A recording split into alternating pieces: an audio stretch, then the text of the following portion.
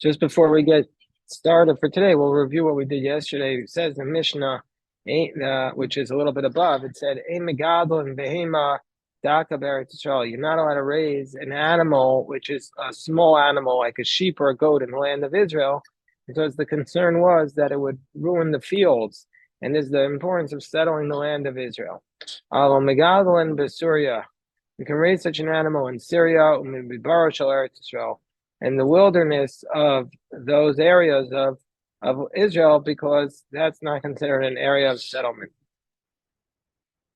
You're not allowed to raise chickens in Jerusalem because the chickens were always pecking away at the shratzim, which caused tumah, and since Jerusalem has a lot of kachim, we're worried it's going to make things tamei. Well, Kohanim B'Eretz Yisrael, and you also are not allowed to. The Kohanim are not allowed to raise chickens anywhere in Israel because they're going to make things that are, the Kohanim have to eat truma in a state of ritual purity, and the chickens can make the things to make because they're always pecking around. And you're not allowed to raise a pig anywhere. And the Gemara is going to explain the story why. And a person is not allowed to raise a dog. Anybody here have a dog? A person is not allowed to raise a dog unless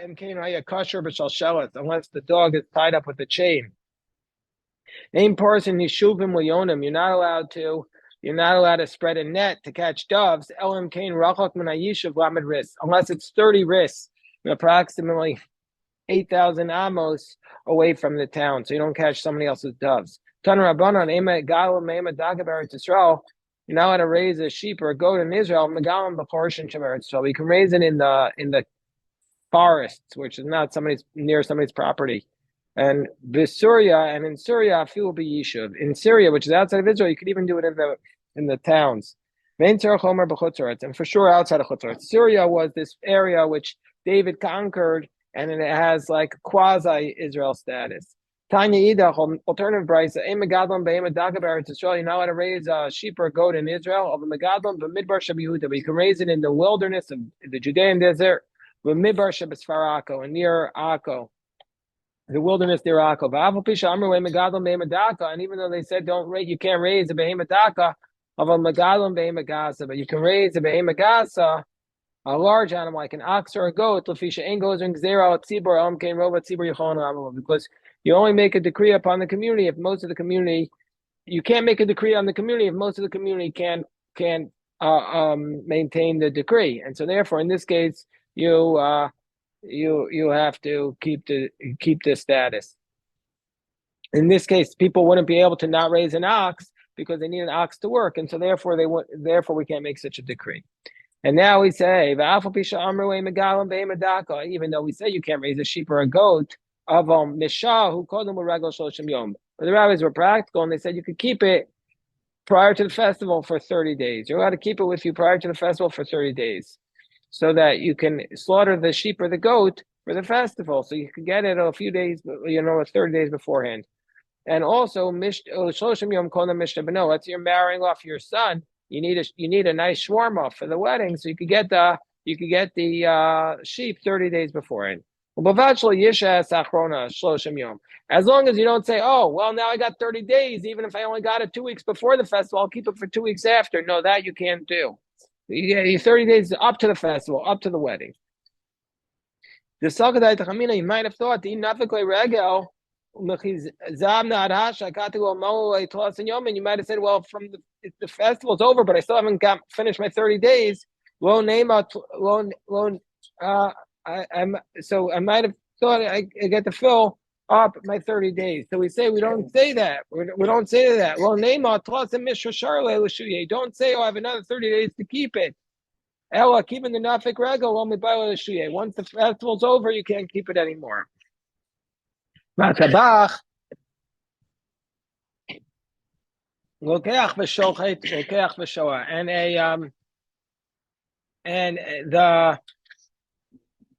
the butcher can also get it and slaughter, and he can also purchase it and leave it there. He's allowed to leave it there as long as he also doesn't leave it beyond he doesn't leave it beyond the part that he's allowed to. So the same concept. Shaul Talmidav es Rebbe Gamliel. So Rebbe Gamliel's students asked him the following question. Rebbe Gamliel's students asked him the following question. Mao Gadel. What's the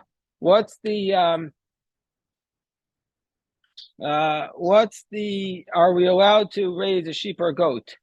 Amar and Mutter. And Rebbe Gamliel says you're allowed to. You're allowed to raise a sheep or a goat in Israel. But not a megadlin. But it says explicitly you can't raise it. So that's not what they asked him. This is what they asked him. This is what they asked him. Ma'ul shows. Am I allowed to just basically keep the sheep or the ox till I need to slaughter it, like keep it tied up next to my bed?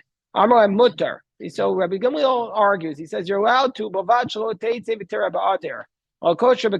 He says as long as you can tie it to your bed, but you can't let it go out and graze, because that's the problem. If it goes out and grazes, it's not allowed. So you're allowed to keep a sheep or a goat in Israel as long as you keep it tied to your bed. Now we have a story, a powerful story. A lot of people spoke a lot about this story. There's once a pious man, he was, presumably he had cardiac issues. So Vishol Larofim, they asked the doctors, he has to drink hot milk every morning in order to cure him. It's the only way he's going to get cured. Maybe AIDS, and they brought him a goat.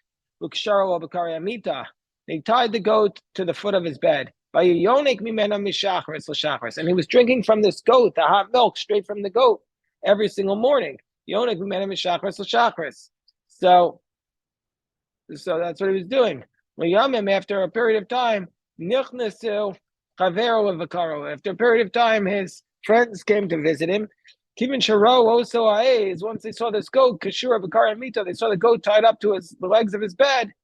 They were so upset that they ran out, and they said, this guy's got an armed robber in his house. Etzlo, and we're going to go and visit him. They went and they investigated him. They discovered the only thing he had was that sin. The only thing he had to his demerits was that sin of that goat. So, and even in him when he died, the only thing I've done wrong is that goat. I violated my friend's words. And this is a very interesting passage, because first of all, if he was really sick, why isn't he allowed to violate this commandment? So some explain it was just, he wasn't really sick. He was just a little sick. His life wasn't in danger. That's one answer. A second answer was that he was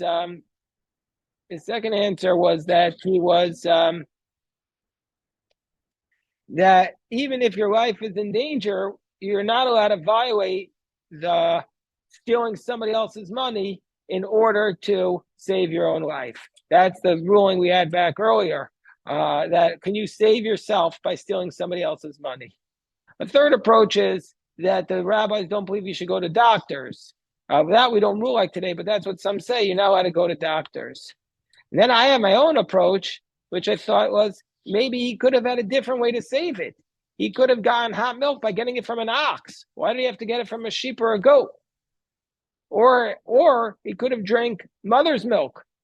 That's hot milk, and that's better than stealing from somebody else. Even though it sounds to us like repulsive today, it's certainly better than stealing. Yeah, but I didn't see any commentary suggest that. Bill's raising his hand. Where does it say he was stealing?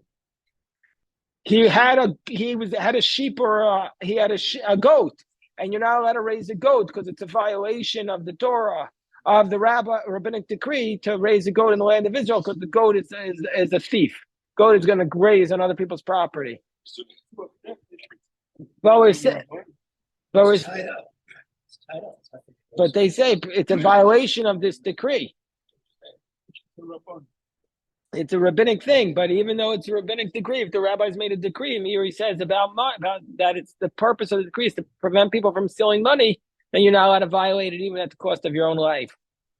Others say it wasn't pikuach nefesh. That's what Marsha says. It wasn't pikuach nefesh. I had this idea that no, there are ways he could have gotten around it by either drinking the mother's milk or drinking ox milk. Kobe, what do you say?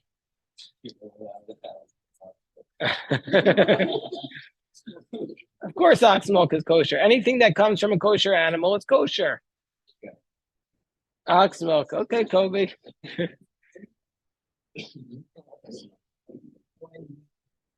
What do you mean? What comes from a kosher animal is kosher. That's what we say. What? Not the meat, not to get anashe. Okay, so it says the Gemara. And then the other thing is, how did they know that he had only that sin? How did they know? How could they know that this is the only that he didn't have any other sin? How do they know? Are they God? They know his thoughts. They know he didn't have improper thoughts. How do they know? That's a big question. Commentaries discuss. So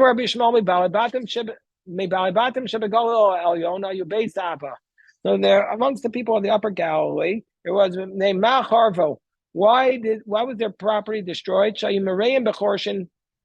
They let their animals graze in the forest. And they adjudicated monetary cases as a single individual. And even though they had forests, which they're allowed to, and what was the problem? And even though it was even though it was close to their house, so there was a small field in Mavir and Derech. They used to take their animals across the small field, and that's stealing. Tan Rabbanan and Rosh Hashanah. Let's say there's a shepherd who repented. We don't make him sell off all his sheep immediately, because that's going to put a stumbling block to his repentance. We tell him sell it off little by little. And also, if there's a convert who inherited dogs or chazirim or pigs, we don't make him sell everything immediately. We tell him sell it little by little. Somebody takes a vow to buy a house in Israel, to marry a woman, an Israeli woman. We don't make him do it right away. He has to find the right one.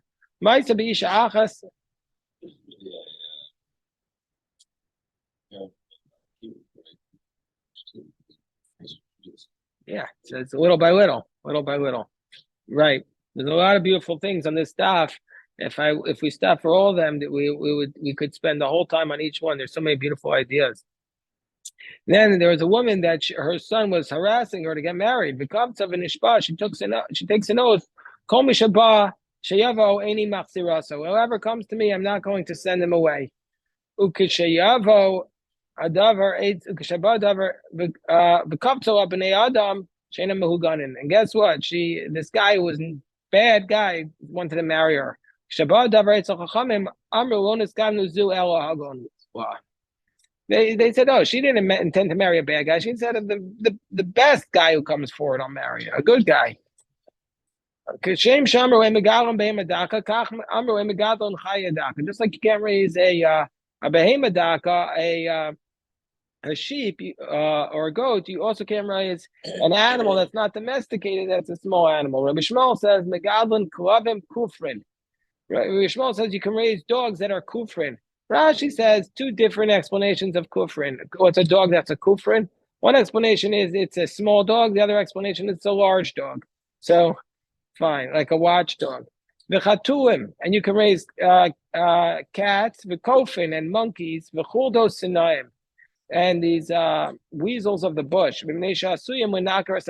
Because these dogs and these animals clean your house. They get rid of the rats, so you could raise them. What are these chuldosinam? Amar Yehuda shartza charza. These are these creepy digging animals. V'ikad amri charza, that they're stinging. The katini shakya, that their thighs are very small. V'raya bene vardine, and they graze amongst the bushes. My shirtza, Why are they called shartza? The mitata shakaya, because their legs are very short. Rav says we made ourselves in Babylon like Israel with respect to small animals. Means say even in Babylon we don't raise sheep or goats. And he says, well, what about you? You raise the small sheep. You raise the sheep. Amar lay. So Ravuna says, now with me it's not a problem. Didon kaminter chova. My wife Chova is watching the sheep. I don't have a problem. Amar lay said, Chova tikparenu levina. Says Chova will bury her children. Ravuna said, I don't have to worry about it. My wife Chova is going to watch them. They said, well, Chova is going to end up burying her children. Meaning to say, Rashi says, what does this mean? Meaning to say, you're relying upon her. She can't do it. So she's going to get punished as a result of it. Rabbeinu Chananel reads this as a question. Meaning to say, she can't be watching the sheep. She's got to be watching the kids. So anyway, in the end, all the years of Ravad Bar Rav Huna never had children from Chova. So that's also a very difficult story. Alternatively, from the moment Rav came to Babylon, that's when we made it like Eretz Yisrael of Babylon. Rav Shmuel Rav Asi, and now we have another crazy story. Rav Shmuel Rav Asi iklu lebei Shavua Ben. They showed up at a Shavua Ben. This is a bris because this was the bris. They showed up to a bris. V'amilo of Bei Yeshua. Some say they showed up to a Bei Yeshua Ben. What's that? Rashi says this is the party that you make for the pigeon of Ben. Tosfos has a different explanation. Tosfos says Rabbeinu Tam Pirish Shenoan Sham Ben Va'al Shem Shaholad No Shav Nimla Mimei Imo. In fact, that he was saved, they did a party. So Suda.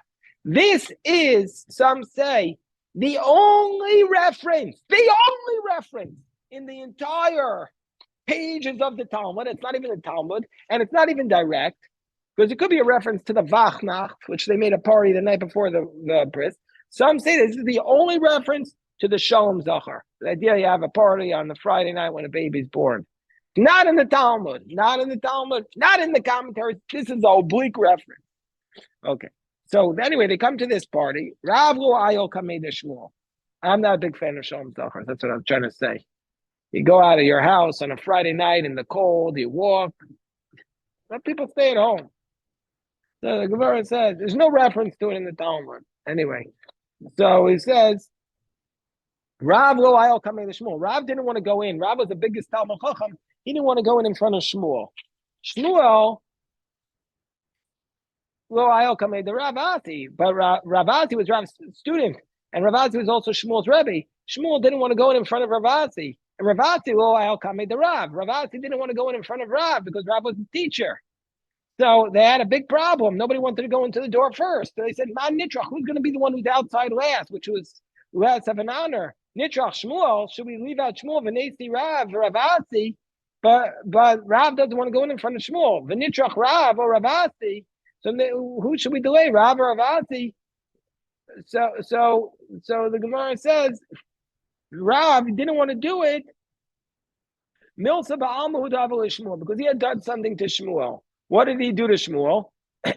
This is the Gemara in Shabbos 108a. I don't know if you remember the Gemara that when Rav was coming to Babylon, Shmuel, he was coming on a ship. Shmuel heard he was coming. And then Rav got sick. Shmuel gave him some medicine and gave him a lot of stomach pain, diarrhea. And Rav got very sick. And as a result of the fact that Rav got sick, he cursed Shmuel. He says, you're not going to have any sons. Shmuel only had daughters.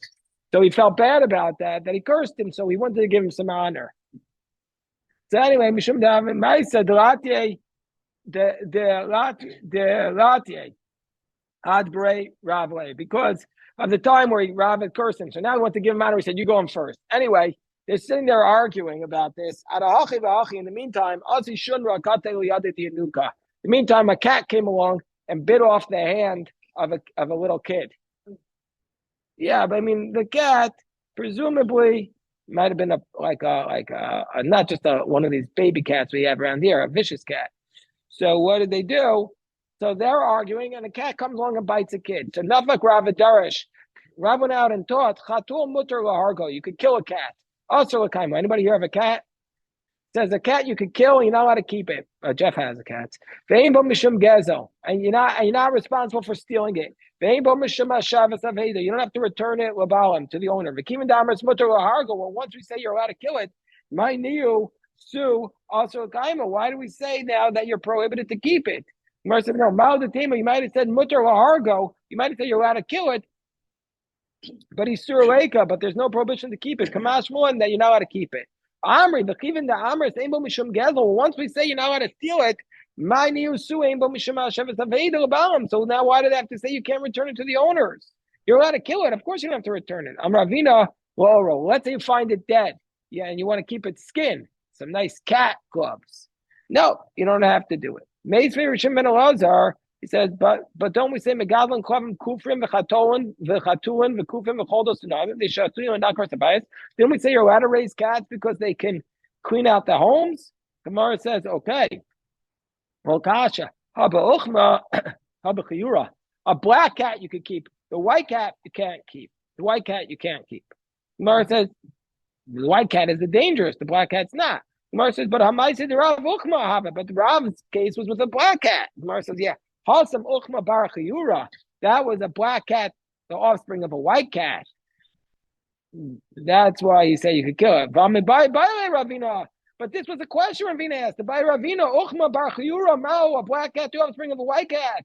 Can you keep it? The Gemara says, no, keep coming. By Ravina, uchma bar chiyura bar uchma. That was the black cat, the offspring of a white cat, the offspring of a black cat. That was the black cat, the offspring of a white cat, the offspring of a white cat. They knew the grandmother. Moshe. The point of it is, if it's a dangerous cat, you can't keep it. That's the upshot. They knew what was dangerous back then. What was dangerous back then is not necessarily what's dangerous now. Now we have a case. We have the mnemonics. This is the only time we have this mnemonic in the Torah. In the Talmud, it says Chabad. The mnemonic of this is Chabad. Look at it right there. Chabad. Shkoya. Chabad. So we say as follows: I'm Rabbi Yaakov bar Papa Mishum Rabbi Yaakov bar Papa Mishum Rabbi Yada bar Papa V'Amr Rabbi Papa Mishum Rabbi Chia bar Papa Mishum Rabbi Yaakov bar Papa V'Amr Rabbi Papa Mishum Rabbi Yaakov bar Papa Mishum Chanina bar Papa Masriyin al Achichuch.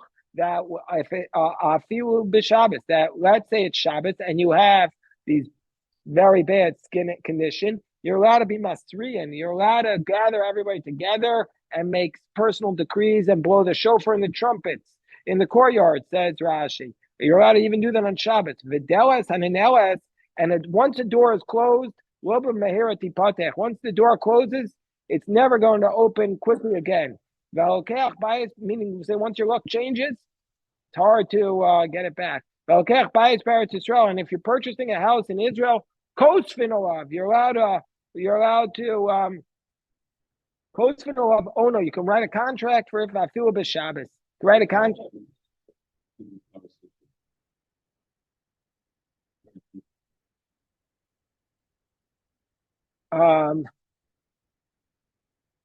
So because we're talking about, well, it's going to be related because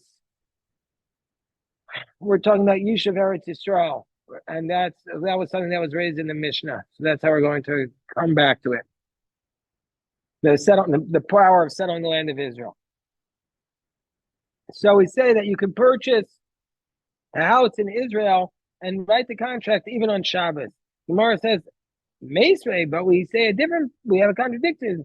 The Sar Peranios Amisrakshos Ubasal Tzibur Gon Chikoch V'Chagav Zvuv Tzira V'Yitush V'Shiluch Mechashim V'Akravim Lo Mitzrayim El Tzoakim. All these things like the locusts, the flies, the hornets, the mosquitoes, the sending away the snakes and the scorpions. You weren't allowed to make a proclamation for it on Shabbos with trumpets, but you could only cry out individually. It depends if it's a wet boil or a dry one. Dry ones where you're allowed to, not the wet ones.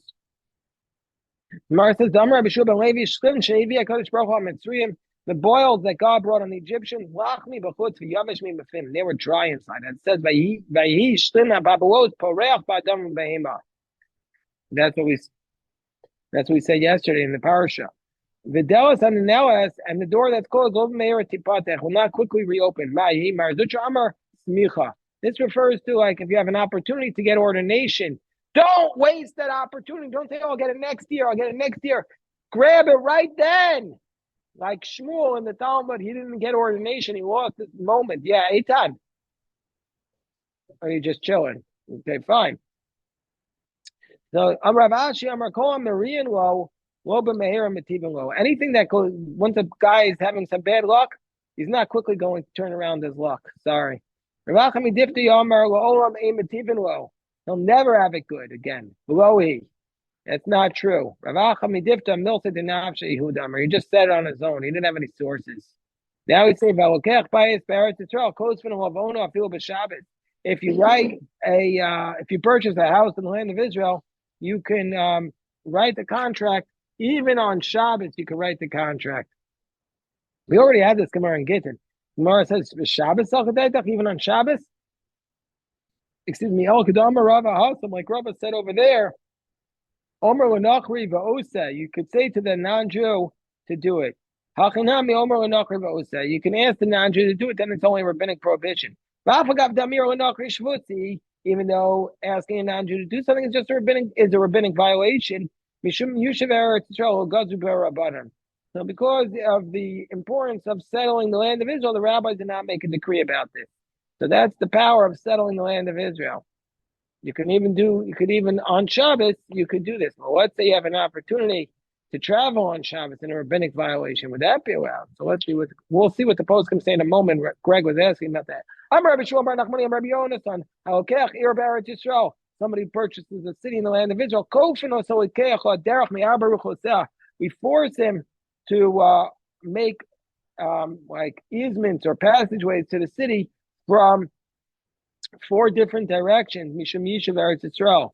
Because of the power of settling the land of Israel. I just want to read to you what Aliba de Hilchasa, what the Aliba de Hilchasa says about this stop, because there's a lot of things here on this stop that are very, very interesting, and we want to know how we pass in the halacha in all these cases. So number one, let's say there's a shepherd who does tshuva. We don't make him sell it right away, but we say sell it off a little, and also if he inherits a dog or a pig, we don't make him sell it right away. And this is from the Rambam and the Shulchan Aruch. They both rule that way. And then we come to the next one. Let's say somebody takes an oath to marry a woman or to purchase a house, and he doesn't say a specific time. The Shulchan Aruch rules and the Rambam rules that we say you can wait for the right one. And down there, there's the Chasam Sofer brings the following case. Wow, this is an interesting case. So there was an incident where the guy took an oath to marry somebody, and they said that Ruvain owes Shimon a specific amount of money. However, if he marries his daughter, he's going to waive this debt. And then the groom has to pay a certain amount of money to his father-in-law. However, if he marries his daughter, he'll waive it. And they both took this oath. And now one side says it's not the time yet. Anyway, they got into a whole complicated mess. Don't do that. That's my okay. Now, why don't we do this anymore? Says the Ramah. Why don't we give honor anymore by saying who goes in first? So the Ramah writes, if they're all together, then we should still give honor about who gets to go in first. Okay, what about a cat? If it's a bad cat who kills little kids, you're not allowed to keep it, and it's not stealing, and it's not considered. You don't have to return it. So that's halacha. If it's a bad animal, you could kill it. All right. I don't know if that's American law, but that's what the Rambam and the Shulchan Aruch write. Now we say asking a non-Jew in a place where it's Yishuv Eretz Yisrael. I just want to say before I read this Aliva de Hilchasa was made by Satmar Hasidim. So we'll see. And the reason why I said it, the Satmar Rebbe had a position on this, which is not necessarily consistent with the rest of the Olam Torah. So here they're going to cite from the Rambam, the Shulchan Aruch, the Mishnah Brura. We'll see how they rule. Somebody purchases a house in Israel from a non-Jew. You're allowed to say to the non-Jew to write the contract even on Shabbos, because asking a non-Jew to do something on Shabbos is rabbinic, and so therefore it doesn't apply. And also, if you purchase a house from them in Syria has the law of Israel like this. You can go into Aleppo and buy it on Shabbos, and all this. Here's the chiddush of the. Here we're going to get to a really big chiddush of the Ramah, really, which changes a lot. All of this is only if you write it in their courts, not in Hebrew, because the Ramah was accepting the position that the biblical prohibition of writing is only when you write it in Hebrew, but if you write in English, it's not a biblical prohibition. And also, you're not allowed to give him the non-Jew the money on Shabbos, but you just show him the money, and the non-Jew signs upon it. So, however, the Shulchan Aruch takes out this law about Syria.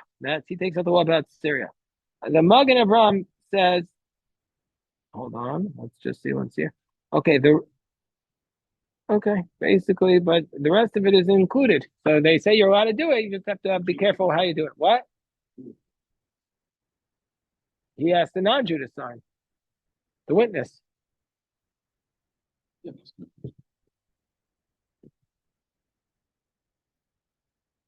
Okay, so that's today's daf. You know me driving? No, they don't. That was what.